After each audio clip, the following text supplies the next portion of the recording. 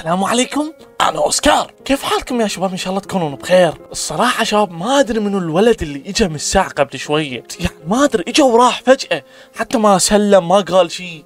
غريب صح لو لا؟ كرنج شباب، أنا آسف. أكيد كلنا شباب شفنا مسلسل لعبة الحبار أو سكويد جيم، شفنا الموسم الأول، الموسم الثاني، والموسم الثالث انتهى قبل تقريبا 3 أيام 4. المسلسل اشتهر جدا، وهواي اشتهرت أشياء وإشاعات وبعضها حقائق إنه لعبة الحبار أو مسلسل لعبة الحبار مقتبس عن قصة حقيقية.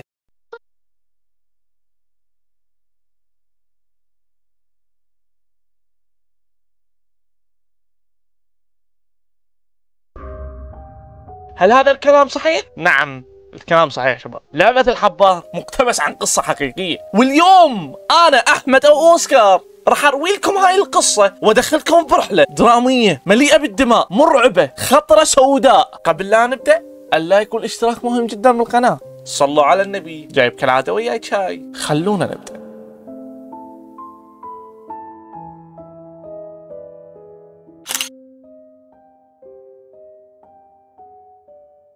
تبدأ قصتنا في عام 1987 أو 1986 أو 1988. هذه السنوات القصة دارت بيها كوريا الجنوبية. في عام 1988 رسميا كوريا الجنوبية راح تستضيف الأولمبيات.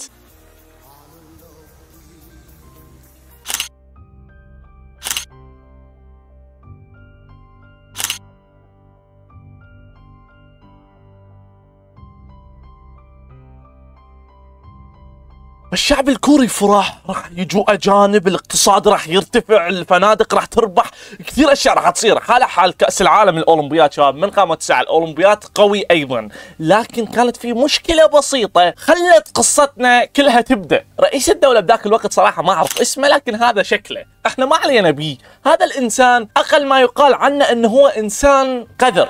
نعم، انسان قذر وسيء. حق احمد ليش تغلط عليه؟ هل سوى شيء؟ خلونا نكمل بالقصة. فشباب هم من عام 1986 لحد عام 1988 قبل المونديال تقريبا بشهر، هم بس يجهزون، ينظمون المكان، حراس، شرطة، لأنه راح تجيهم دفعات كبيرة من العالم، فلازم يخلون المكان آمن. لكن كوريا الجنوبية شباب للي ما يعرف إنه هم يهتمون بالجمال. أنت حلو، أنت مرتب، يحبوك. انت مو حلو، انت مبهذل مو مرتب، لحيتك كبيره، شواربك كبار، يكرهوك. هاي حقيقه شباب، انا ما جاي اكيس والله العظيم. طب احمد هذا شو اللي دخل؟ في عام 1950 يعني قبل تقريبا المونديال اللي صار عندهم ب 30 سنه تقريبا، صارت حرب بينهم وبين كوريا الشماليه اللي هي سموها الحرب الكوريه، من عام 1950 لعام 1953. 3 سنوات هم دق ببعض، تمام؟ هاي معروفه. المشكله مو هنا، انه ما زالت شباب بعض المدن مكسره، بعض المدن يعني منهاره، في كثير سيء. على ما اعتقد شباب انه المونديال سيتم ادارته او راح يلعب او راح يصير في بوسان. بوسان شباب هي محافظة بكوريا الجنوبية. عفوا شباب، مو بوسان، لا مو بوسان. بوسان ما لها دخل بالقصة الآن، بوسان لها دخل بس مو الآن. أقيم أو صار المونديال هذا بسيول بالعاصمة شباب، من عام 1986 لحد 88 على ما أعتقد. فبدأوا يجهزون، الرئيس هذا بدأ يجهز، بدأ ينظم، لكن شاف شيء غريب. شاف إنه البلد مالته اللي هي سيول العاصمة متروسة، مليانة هوملس، ومليانة ناس مشردة، ومليانة نساء بالشوارع تنام، ورجال بالشوارع ينامون، وأطفال بالشوارع تنام. هاي مخلفات الحرب، وبنفس الوقت الفقر قاتلهم، يعني ما عندهم أطفال مشردين هواي جدا. فهذا الكلب ابن الكلب، أنا آسف شباب إنه شوي صراحة ضاغطني، والله ضاغطني ومعصبني. ليش كلب؟ قرر يسوي خطة، والخطة هي كالتالي: اتفق ويا جميع الشرطة اللي بالبلد أو جميع يعني المراكز الحكومية أو مراكز الشرطة في محافظة سيول، قال لهم اي شخص تشوفونه من هاي الاشخاص، الهوملس، الرجل المشرد، الامرأة المشردة، الاطفال المشردين، شكوا شخص من هاي الاشخاص تاخذونه بباصات وترحلوه لبوسان. هذا كله شاب من اجل الشكل، لان راح تجي اجانب ملايين لسيول، فما يريد يشوفون هاي الحاله ويصورون ويطلعون اشاعات عن كوريا سيئه. فيا شباب اجت الشرطه وكثير ناس قامت تتلقط من الشوارع ويحطون بالباصات. باص وين؟ هذا الباص البوسان، باص البوسان، باص البوسان البوسان البوسان. حتقول احمد طب هذا شو اللي دخل بقصه سكويد جيم لعبه الحبار؟ انتظروا جايكم انا بالمشوار. وصلوا شباب لبوسان، كل الناس اللي هناك تمام وصلوا المشردين البوسان تمام وصلوا، بس المفروض انه ياخذوهم، هم ياخذوهم بس خذوهم المكان اسمه براذرز هود. هذا المكان شباب لعبة الحبار، لا لعبة الحبار لكن بطريقة مختلفة شوية، بس هو الحبار. شوفوا الحبار. أول شيء شباب تفضلوا شوفوا هاي الصورة، هاي صورة المشردين ملبسينهم ملابس، والملابس لو تلاحظون عليها أرقام مثل الأرقام اللي نشوفها بلعبة الحبار. هاي واحد. طب أحمد هل راح يلعبوهم ألعاب؟ لا، خذوهم شباب هناك البوسان لمكان معزول يدعى براذرز هود دعما من الحكومة، يعني الحكومة تعرف بهذا الموضوع. هذا المكان حطوا عليه قائد، والقائد تحت قائد، وهذا تحت هذا، والجندي تحت جندي، وهذا يعني في درجات للي يحمون المكان، في ضابط، في جندي، في شرطة عادي، في كل واحد تحت اك واحد، فهمتوا؟ والناس المشردين اللي لابسين الملابس الزرقاء هاي اللي مثل ما تشوفوها قدامكم بيها ارقام وصاعدين كلهم بباص واحد. بالبدايه اول ما تدخل المكان تحسه مكان راح ينقذك من التشرد، لكن قعدوا شباب بالمكان، الاكل عليهم، المسكن عليهم، بس اكو اشياء غريبه يا رجل. طبوا للمكان كان بيها واحد احنا نعرفه، كل احنا نعرفه. حتقول احمد هذا منو؟ بعدين اقول لكم شباب هذا المشرد منو، او هذا الشخص اللي اشاعات تقول عنه انه هو كان وياهم. اشاعات شباب، انا ما متاكد 100% انه هو كان وياهم، لكن اشاعات تقول انه هو كان وياهم. بعدين اقول لكم هو منو. فطبت هاي الناس المشرده بعام 1986 لهذا المكان الذي يدعى براذرز هود، دخلوا وبداوا يعيشون به. لكن قاموا شباب الشرطة والحكومة اللي كانت بذاك المكان البراذرز هود يعاملوهم معاملة الحيوانات. النساء مهمتهن من الساعة 8 الصبح لحد الساعة 9 بالليل 13 ساعة يخيطن للدولة، يحوكن، ما ادري شو يسموها، يحيكن، يخيطن، تمام؟ الرجال من الساعة 8 الصبح ل 9 بالليل ايضا بناء، ما ادري شنو، يبنون طابوق ويصعدوا بدأ الشغل الحيواني يطلع عند الحكومة، الحيوانية تطلع عند الحكومة، تمام؟ المشكلة مو هنا، ما يلعبوهم ألعاب. كان في أمر من الدولة غريب جدا، غريب جدا هذا الأمر، غريب يا ربي غريب، يعني حسسني فعلا انه هم سكويد جيم او لعبة الحبار. حرفيا بلعبة الحبار اول ما يسوون شيء شو يسوون؟ اول ما اللاعب يرتكب خطأ او يسوي شيء يسوون له؟ يقتلوه، صح ولا لا؟ بلعبة الحبار بالمسلسل. هنا بالحقيقة بعام 1986 او 87 اللي يسوي خطأ ينقتل من الشرطة عادي، تمام؟ يعني مثلا الضابط عنده استعداد يقتل المشردين واللي تحته، حتى مثلا الشرطه العاديين، الجنود العاديين، ما دام هو ضابط. قلت لكم حيوانات بذاك الوقت، لهذا السبب الموضوع مشتهر حاليا. فشباب مثل ما قلت لكم كان ما حد يرتكب خطأ، ما حد يحاول يهرب، ما حد يسوي اي شيء، الكل ملتزم بشغله، مهلوكين يعني ينامون شويه وياكلون اي شيء ويقعدون من الصبح ايضا يشتغلون يعني 13 ساعه شباب شغل. يعني حتى من كان مشرد افضل له، لانه شباب اهانات وضرب، يعني لو ما يتحرك اسرع يقولون كانوا يضربونه بالسلاح. السلاح هو الرشاشه شباب على ظهره لو ما يتحرك بسرعه او يعطل السرى. انتم متخيلين؟ والنسوان ايضا يضربون النسوان، شيء يضغط جدا وشيء يقزز الصراحه، مو بس يضغط. فاجت الاجانب وتم افتتاح الاولمبيات مثل ما تشوفون، حتى لقطات يعني مشهور الاولمبيات، وهذا اللي صار بكوريا الجنوبيه مشهور جدا. حلو، صار وتم افتتاحها والناس تفرجت واستمتعت، لكن ما يعرفون انه في ناس تتعذب بنفس الوقت. الان راح اراويكم شكل المكان من الداخل، واريدكم تقارنون لي شنو الفرق اللي حسيتوه، تمام؟ او تقارنون اللي، تمام؟ هذا شنو؟ هذا الان قدامكم، هذه اماكن لعبة الحبار المسلسل، صح ولا لا؟ هذا المسلسل لعبة الحبار اللي المكان اللي يدخلون به هذا واضح وبسيط وجميل، ما يحتاج شيء. هذا الحقيقي.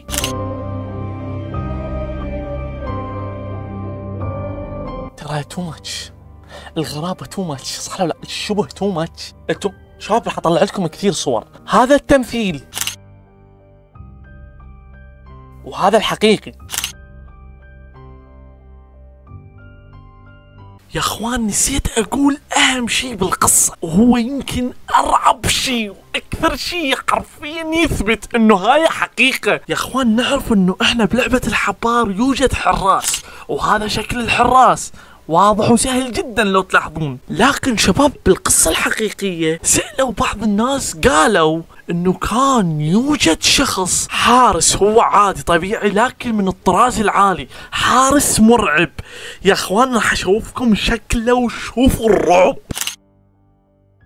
يا اخوان هذا نفس، يا اخوان هذا نفسه، والله نفسه تحسه حقيقي. يا رجل شنو هذا؟ والله شباب الصور مو معدله، الصور حقيقيه وقديمه مصوره. انا صراحه خايف والله العظيم، متوتر يا رجل. القصه غريبه جدا. هل فعلا كان في لعبه حبار في ذاك الوقت؟ خلونا نكمل القصه ونشوف شنو صار بالنهايه. شبه غير طبيعي شباب بالاماكن، شبه غير طبيعي بالاماكن. لهذا السبب طلعت اشاعه انه واحد كان وياهم حقيقي للان عايش. تمام. طب واحد تقول له يا احمد هذول اللي قتلوهم وين يودوهم؟ شاب كان عندهم مخزن بذاك المكان، هذا المخزن اللي يموت بيه، تمام، مخزن كبير كبير، المخزن جدا. اللي يموت هناك شباب يشيلونه ويذبونه بهذا المخزن ويحطون فوقها ملابس كثير لحد ما تنكتم ريحته وما يطلع ابد. يعني شباب يقتلون الناس يحطون فوقها ملابس ما يحتاجونها، فتكتم الريحة الملابس وتحط ويصير كثير كثير كثير كثير كثير لحد ما يتعفنون وينتهون. ما ادري ليش يعني خو دفنوهم. المهم شباب انه خلينا اتكلم لكم عن مدى السوء اللي كان هناك. خليني اصيح لهم لاعبين شباب خاطر نكون بالصورة اكثر. يوم من الايام واحد من اللاعبين قرر يهرب من هذا المكان اللي اسمه براذرز هود، لانه تعب من الشغل ومات، ويوميا يضربوه، يوميا ينضرب يوميا. يعني هم ما يقتلونه تلقائيا، لا الا ارتكب خطأ قوي يقتلوه، لكن يوميا ينضرب بسبب تعطل بسيط، بسبب ايده مثلا توجعه يرتاح، ثانيه يضربه يخليه يكمل شغل، فتعب يقول لازم اهرب. اتفق هو وواحد قرر انه يهرب من المكان بالليل بدون ما حد يدري، يسوون رواحتهم نايمين ويشردون. ليش؟ لانه شباب حتى الحراس اللي يحرسونهم حتى ذول شباب يتعبون من الشغل الكثير. قلت لكم شباب الموضوع كله درجات. الضابط يأمرك انت اللي تحته تشتغل، لو قتلك عادي ما تقول شيء. والله العظيم شباب الموضوع شوربه صاير هناك. فقرر يهرب هو وهذا الرجال بالليل بالثنتين بثلاثه يشردون. طلعوا شباب بالليل يتمشون بساحة المكان، يردون يشردون. الحائط يعني مو طويل جدا، فقرروا يقفزون من فوقه. لكن المشكلة مو هنا، اثنين حراس كانوا سهرانين مسكوهم. واحد قتلوه بسرعة ضربوه، والثاني خذوه وراحوا بيه للغرفة مالتهم. شايفين شباب التوثية؟ ما ادري شلون اوصف. شايفين عصة البيسبول، عصة البيسبول اللي يضربون بيها شباب، عودة البيسبول، مضرب البيسبول على راسه، فجروا راسه لمن مات. هاي قصة حقيقية شباب، ضربوه على راسه لحد ما مات. هاي من غير الاشياء القذرة اللي تصير ويا النساء شباب. القذارة اللي سووها الحراس غير طبيعية. يعني فجأة يعني انت مثلا كبنت خلينا تمام، تنام تمام، تقعد تلقى اثنين متعرضات يعني الاعتداء يعني فهمتوا، متعرضات ووراها بكم شهر حامل وتخلف، ويجي طفل، الطفل شو يسوون له؟ ياخذوه عتهم، ما يكبر يم امه، لا ياخذوه عتهم. هاي الحكي شباب 3 سنوات 4 هم هناك، ياخذوه شباب يم امه، العفو ياخذوه من امه، ياخذوه يودوه وين؟ يمهم هناك، يوكلوه ويربوه يكبروه. شو يصير؟ جندي من عندهم، ما يحطوا متشرد، لا يربوه على قذارتهم. انت شايف من الطفل يطلع ويشوف بس قذرين قباله ياخذ من عندهم تلقائيا، يشوف ناس تقتل، واحد قاعد يم النسوان يشربون يسكرون يكافحون يضربون بالناس، قبل يصير نفسهم الطفل فياخذوه يسووا عندهم. فالكلب ابن الكلب القائد اللي يكون اعلى من عندهم بين شهر وشهرين يودي. خلي شوف ما علينا بهاي السؤال، خلينا نركز الان على هاي، لانه فشباب شبه ان عدم الامل بالعيش هناك، مستحيل لك واحد يعيش، الكل شباب يموت، الكل ينقتل، الكل ينضرب، نسوان تنضرب ورجال تنضرب، اطفال تنضرب، لانه شباب قاموا يجيبون اطفال صغار يجون يعني مراهقين خلينا نقول 10 سنوات 12 سنه، يجيبوه يذبوه على السريع يشتغل عندهم. شباب وانا جاي امنتج الان بحثت بالانترنت ولقيت شيء يخوف. بسكويد جيم شباب، بلعبة الحبار المسلسل، دائما ما يجون الشخصيات الهامة، يسموهم بالمسلسل الشخصيات الهامة، اللي هم شخصيات تدفع فلوس تجي تشوف الناس وهي تنقتل. فاحنا ما علينا بالمسلسل، خلينا نشوف هل كان في ناس تجي بذاك الوقت تشوف المشردين وهم يشتغلون، ليش يجون، هل في اصلا ناس تجي ولا لا. كان في ذاك الوقت شباب يسوون فعاليات بفلوس بحساب هاي الناس، يعني القائدين او القادة الموجودة بذاك المكان بالبراذرز هود او البراذرز هوم كانوا يسوون فعاليات، يعني يخلون النساء ترقص والرجال ترقص، وبنفس الوقت يخلوهم يقمزون، يسوون فعاليات للمكان او للشخصيات الهامة. لكن شباب الشخصيات الهامة اللي بالمسلسل لو تلاحظون قدامكم الان يرتدون اقنعة غريبة جدا، اقنعة تخص الحيوانات. ما ادري ليش اقنعة تخص الحيوانات، هل هذا معناه انه احنا ما نحب وجوهنا الحقيقية، نحب نكون حيوانات؟ ما ادري هم هل يقصدون هذا الشيء، ما اعرف. تم تصوير امرأة من الشخصيات الهامة في عام 1987 بالمكان ذاك يا شباب، اللي هو مكان البراذرز هوم. صورة المرأة شباب غريبة، انا راح اشوفكم اياها الان وانتم حللوا هاي شنو شباب.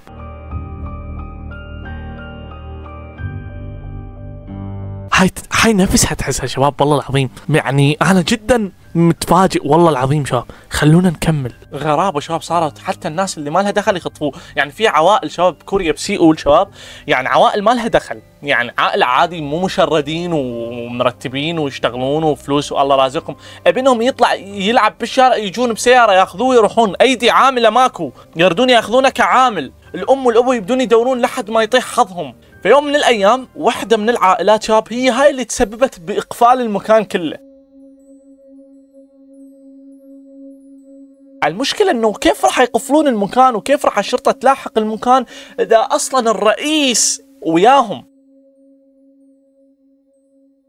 هاي القصة شباب انا ما متأكد منها، لكن يقولون هي هاي القصة اللي بسببها تم اقفال المكان. بكل بساطة عائلة من العائلات اب وزوجته، اب وزوجته شنو؟ طب احمد انت ما قلت شيء غلط، بس لان الكلمات تختلف.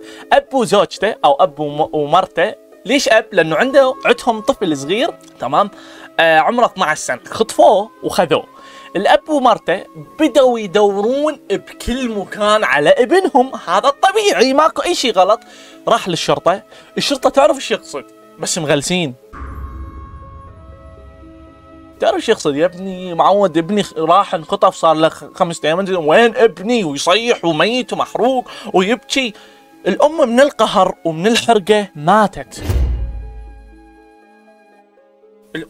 الابو تخبل، وصل مرحلة تو ماتش، بدأ يدور واحد، يدور منه ماكو، المكان مخفي. وراح اقول لكم المكان وين، لانه صراحة مبالغ بيه بشبه لسكويد جيم، للعبة الحبار. لعبة الحبار وين؟ المكان بالمسلسل هم وين قاعدين ويقتلون بالناس ويلعبونهم الالعاب؟ وين؟ بجزيرة، أليس كذلك؟ صالوا لا بجزيرة، تفضل، هذا المكان الحقيقي شباب، بجزيرة. الموضوع غريب شباب، كل شيء شابه. فشباب بكل بساطة يدور ما لقى أحد. بعدين حس إنه الشرطة تعرف بالموضوع وما يقولوا له شباب. انتم متخيلين؟ فقرر هذا الأب شباب يراقب الشرطة، يشوفهم وين يروحون، منا لحد ما يوم من الأيام شاف سيارة بالليل شالت طفل عينك من الشارع وراحت. الأب كان عنده دراجة، أخذ دراجة وطار وراهم، ورا السيارة بس بسكتة شباب، فهمتوا؟ لحقهم، يريد يشوف وين يروحون، يريد يروح لبنان. واو استوعبت شباب انه هاي القصة حقيقية اللي انا اتكلم لكم اياها الان. وباللعبة بمسلسل الحبار عندنا بطل يدور على اخوه ويهاجون، وهو اللي كشفهم بالاخير. ماي جاد شباب، تشابه القصص بدا يضرب عندي شباب، القصة فعلا حقيقية مبينة واضحة. ركزوا وياي. كمل بدراجته وراهم، وصلوا هم لحد الميناء او المكان اللي يروحون بيه للجزيرة بقارب. اخذوا الاطفال، ترى مو طفل واحد، هم يخطفون بالطريق، بس هو شاف طفل اللي شالوه، هم هواي ياخذون مو واحد، من كثر ما يكتلون هناك شباب يحتاجون ايدي عاملة جديدة تجي تشتغل. هو ايش سوى شباب؟ نزل من الدراجة واخذ قارب ولحقهم بسكتة، تمام؟ وراهم ما عافهم. وصلوا للجزيرة، شافهم طبوا المكان غريب، شافهم من بعيد، ايش سوى؟ ديور بالقالب ورجع للمدينه. المهم عرف المكان وين. اشتهرت قصه الاب هذا بوقتها، يصوروه لحد ما الرئيس قرر يجيبه وياه للبيت ويحاكيه بنفسه. الرئيس رئيس كوريا يجيبه للبيت بس يقول له اسكت، ابنك مات خلاص انسى. يريد يقول له ابنك مات انسى، انا راح اعوضك تعويضات وفلوس شتري بس انسى. وهو الاب ما زال صامل شادها. انا شفت شرطه ما ادري شنو بسياره خذوا اطفال للميناء وراحوا لجزيره معينه، امشوا ندور هناك قد يكون ابني بيها. هيك تخبل الاب ومرته ماتت منه، انجن خلاص، طلع عن صبره حرفيا. لحد ما الرئيس قرر يحاشيه ويقول له يب احنا نعرف واحنا اللي خذينا الاطفال. الرئيس اعترف شباب، الرئيس اعترف، واحنا ناخذهم لمكان نشغلهم بيه ونسوي لهم كل شيء. تدخل ويانا وادسم لك الشارب. يريد يغري بس يريد يسكت، فضح روحه بس على مود يسكت، لانه هذا تخبل وصل مرحله الناس كلها صارت تعرف فيه. الاب ايش سوى؟ قال له لا، طلع من المكان. تمام؟ تخيلوا شباب ايش السالفه شنو؟ طلع من المكان، قال له ما اريد لا، وراح اروح يلا هاي ما اريد شي بعد. الرئيس تفاجئ، قال له يعني راح تسكت؟ ايش قال له الاب؟ قال له خلاص هاي ما اريد، ابني مات وش اسوي بعد؟ ابني مات، هاي راح اعتبره مات، راح اروح. طلع شباب وراها بكم يوم نشر على الانترنت مدري، نشر بالجريده مدري شنو، صوت بكاسيه مدري شنو تصويت له للرئيس وقت ما يقول احنا نخطف الاطفال وهاي. فضح الرئيس. كان وقت القعده بالجلسه بالغرفه ويا الرئيس كان حاط هذا شباب جهاز تنصت مدري شو يسموه اللي يحفظ الاصوات، بوقتها كان صغير. فضح الرئيس في فضيحه، فضح الرئيس في فضيحه. فالدولة كلها شباب بعد شو اسمه الاولمبيات قبت على الرئيس وسوت مظاهرات وطاح الرئيس. اجى رئيس جديد على مود يراضي الشعب، شو يسوي؟ يلزم ذولا البراذرز هود، المكان اللي مثل الحبار او لعبة الحبار. راحت الشرطة قبل للميناء، ركبوا قوارب وزرقوا للجزيرة، طبوا للجزيرة، لزموا الكل، نقذوا النساء والاطفال وكتلوا وشكوا جندي، لان اول ما دخلوا الجنود بدات تقاوم وتحارب، صارت مثل الحرب شباب. فلزموهم شباب، انتم متخيلين قبل راحوا البوسان ولزموهم. ولهنا تنتهي قصه سكويد جيم. بس واحد كان عايش من اللاعبين او المتشردين بذاك الوقت. منو هذا الشخص اللي كان عايش؟ على حسب الاشاعات يقولون ان الشخص اللي قدر يهرب من هذا المكان او قدر يعيش ويتحمل للاخير هو هذا الشخص. احمد منو هذا الشخص؟ هذا شباب مخرج لعبة الحبار الحالية.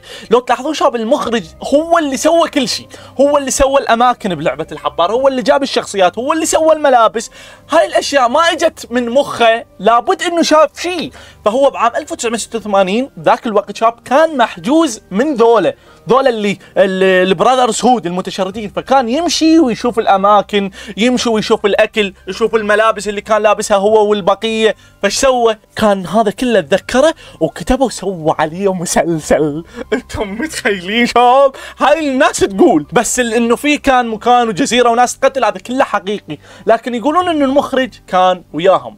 وصراحه اشوفه سبب منطقي. اتمنى تكونوا استمتعتوا بلعبه الحبار او قصه لعبه الحبار. صراحه انا استمتعت، وان شاء الله شباب اوعدكم بحلقات اقوى جايه. وبس اراكم لاحقا. خلينا نشرب شاي. واو شباب اقسم بالله متعه. هذا الشباب كل شويه يتحرك واخترع. خلنا نشيله شباب، ما ادري شنو جو. لا صلى على النبي. اصبر 40번 탈락.